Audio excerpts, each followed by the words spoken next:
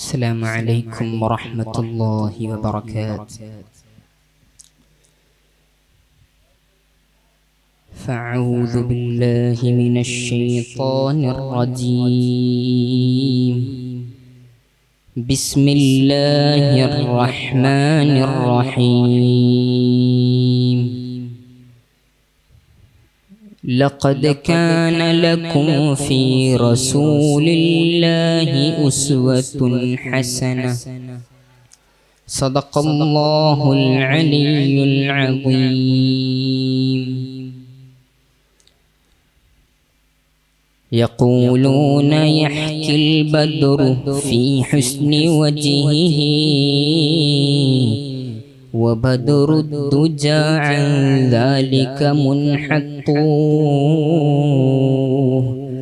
وأبيض يستسقى الغمام بوجهه، ثمال اليتامى وعصمة لأراملي. സർവധരണീയരായ മുതഅല്ലിമീങ്ങൾ, ശബ്ദം ശ്രവിക്കുന്ന ശ്രോതാക്കൾ,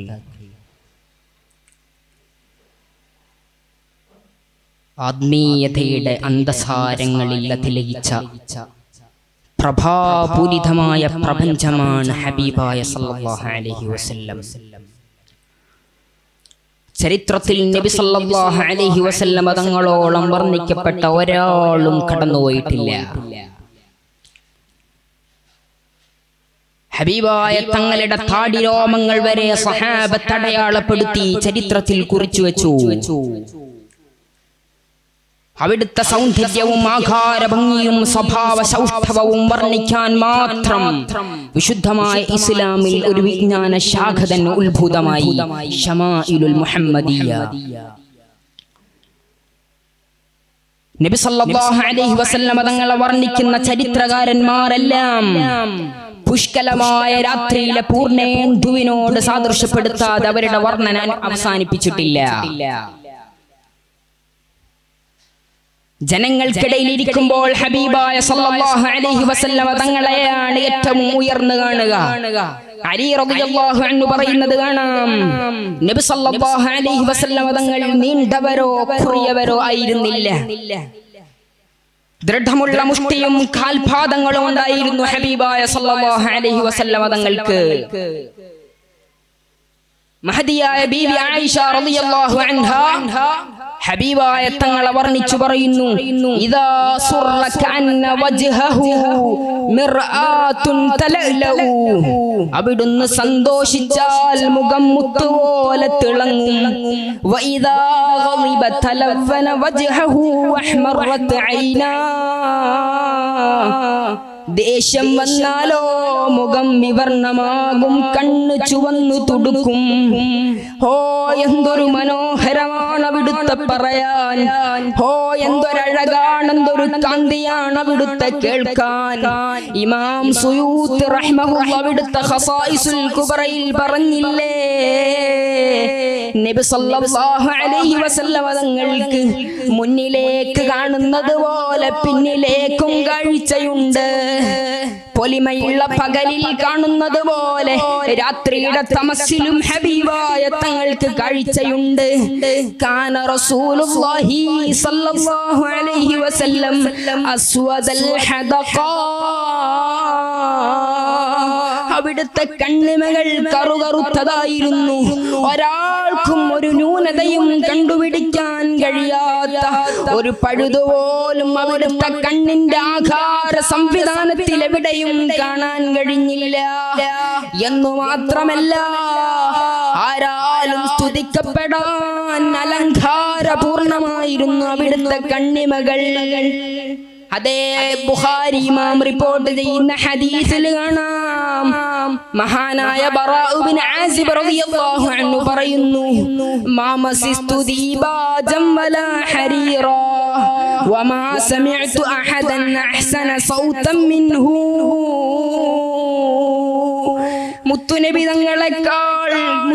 തങ്ങളെ ശബ്ദത്തെക്കാൾ മധുരമായ ഒരു ശബ്ദവും ഞാൻ കേട്ടിട്ടില്ല.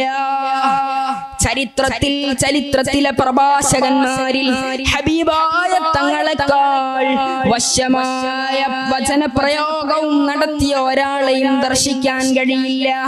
മുത്തുനബി സല്ലല്ലാഹു അലൈഹി വസല്ലമ തങ്ങളെ തകർക്കാൻ, അവിടുന്ന് നിന്ന് അധികാരം സ്ഥാപിച്ചെടുക്കാൻ പ്രതികാര മനസ്കനായി കടന്നു വന്ന സയ്യിദുൽ ഖൈലിനെ അറിയില്ലേ? അവിടുത്തേക്ക് മനസ്താപം വരുത്തിയത് ഹബീബായ തങ്ങളുടെ മഹത്വചനങ്ങളായിരുന്നില്ലേ? നിഷേധത്തിന്റെ ഗൗരവവും കൽപ്പനയുടെ ആർജവവും തമാശയുടെ ശാലീനതയുമെല്ലാം ചാലിച്ചെടുത്ത് അഭൗതിക ലോക വർത്തമാനങ്ങളെ മനുഷ്യ മസ്തിഷ്കത്തിലേക്ക് സന്നിവേശിപ്പിക്കാൻ പ്രാപ്തമായ വശ്യപ്രയോഗത്തിനുടമയല്ലേ ഹബീബായ സല്ലല്ലാഹു അലൈഹി വസല്ലമ തങ്ങൾ?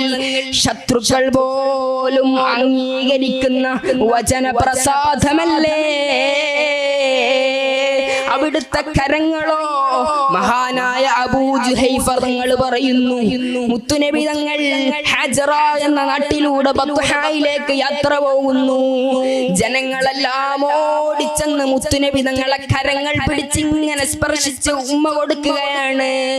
ഞാനത് കണ്ടതും ഞാൻ ഓടിച്ചെന്ന് മുത്തുനബി തങ്ങളെ കരങ്ങൾ അങ്ങ് പിടിച്ച് എന്റെ മുഖത്തേക്ക് അങ്ങ് ചേർത്ത് വെച്ചു. ഹോ, എന്തു മനോഹരം! കസ്തൂരിയേക്കാൾ സുഗന്ധം മാമസിസ്തു ദീപാജമ്മല ഹരീറാ അല്യന മിൻ കഫി റസൂലില്ലാഹ്.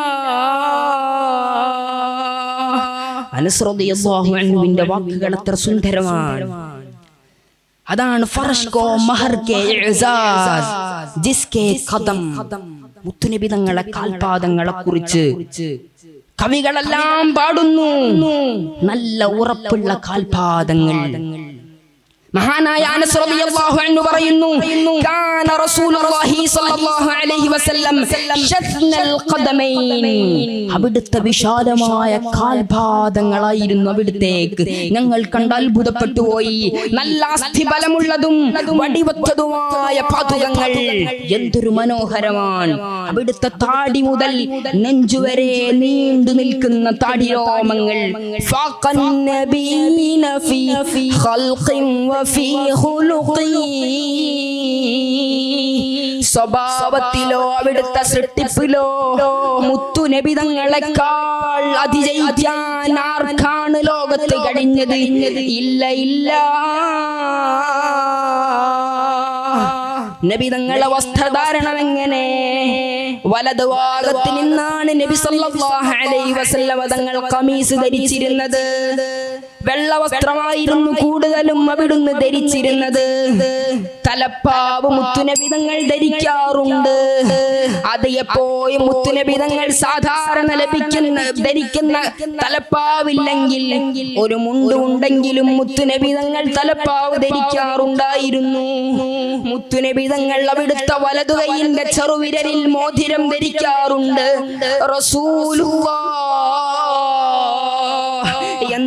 എന്ന് കൊത്തിവെച്ച അബ്സീനിയൻ കല്ലുകളിലായിരുന്നു മോതിരം ഉപയോഗിച്ചിരുന്നത്.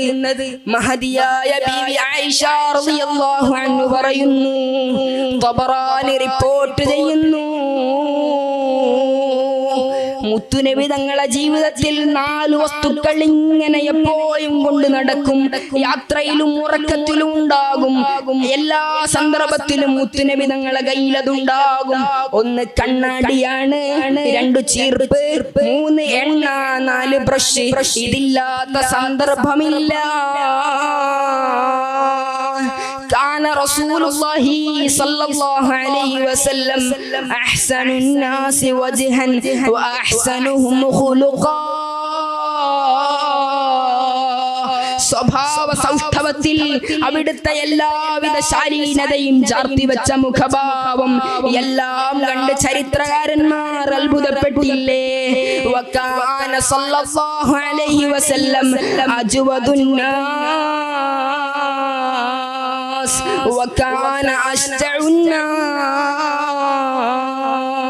നബി തങ്ങൾ ജനങ്ങൾ ജനങ്ങളിൽ ധീരനായിരുന്നു. നബിതങ്ങൾ ജനങ്ങളിൽ ഏറ്റവും കൂടുതൽ ദാനധർമ്മം ചെയ്യുന്നവരായിരുന്നു. നബിതങ്ങളെ നടത്തമെങ്ങനെ, അവിടുത്തെ ഇരുത്തമെങ്ങനെ, അലക്ഷ്യമായി അങ്ങോട്ടും ഇങ്ങോട്ടും നോക്കാതെ ഒതുങ്ങിയിരിക്കുന്ന രൂപമായിരുന്നു മുത്തുനബി തങ്ങൾക്കുണ്ടായിരുന്നത്. ആയിഷ ബീവിയോട് ചോദിക്കുന്ന മുത്തുനബി തങ്ങൾ എങ്ങനെയായിരുന്നു? പറയുന്നു, കാന ഖലീലുൽ കലാം. മുത്തുനബി തങ്ങൾ വളരെ കുറഞ്ഞ് സംസാരിക്കും, മിതഭാഷിയായിരുന്നു. ഇങ്ങനെ മുത്തുനബി തങ്ങളെ ജീവിതത്തിലെ സകല കാര്യങ്ങളെയും ചരിത്രകാരന്മാർ അടയാളപ്പെടുത്തിയിട്ടുണ്ട്.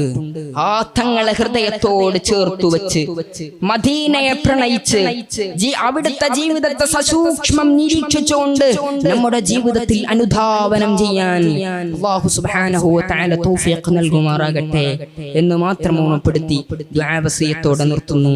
അസ്സലാമു അലൈക്കും വറഹ്മത്തുള്ളാഹി വബറകാതുഹു.